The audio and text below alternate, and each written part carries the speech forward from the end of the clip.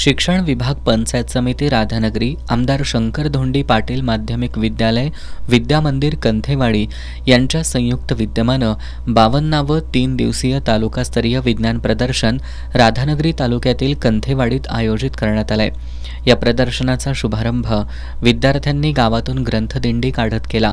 प्रमुख पाहुणे म्हणून शिवाजी विद्यापीठाचे माजी कुलगुरू डॉक्टर माणिकराव साळुंखे यांची उपस्थिती होती।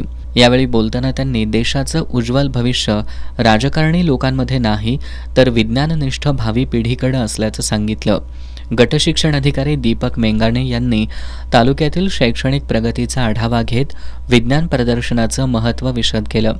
तहसीलदार अनिता देशमुख यांनी शासन व्यवस्थेला बाहेरून विरोध न करता आत येऊन व्यवस्थेत बदल करणं खूप सोपं असल्याचं सांगितलं। शिक्षण संस्थेचे अध्यक्ष वसंतराव पाटील यांनी 20 पटाच्या आतील शाळा बंद करणं, खासगी शिक्षक नेमणं हे शिक्षण व्यवस्थेला धोक्याचं असल्याचं सांगितलं। प्रमोद तोंडकर, सुरेश संगपाळ यांनी मनोगत व्यक्त केली। या विज्ञान प्रदर्शनामध्ये 150हून अधिक तालुक्यातील शाळांनी सहभाग घेतला होता। प्रत्येक शाळेनं वेगवेगळ्या उपकरणांची मांडणी केली होती।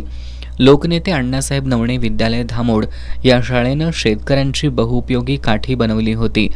तसंच पर्यावरणपूरक उपकरणं विद्यार्थ्यांनी या प्रदर्शनामध्ये मांडली होती। विज्ञान प्रदर्शन पाहण्यासाठी परिसरातील शाळेतील विद्यार्थ्यांनी मोठी गर्दी केली होती।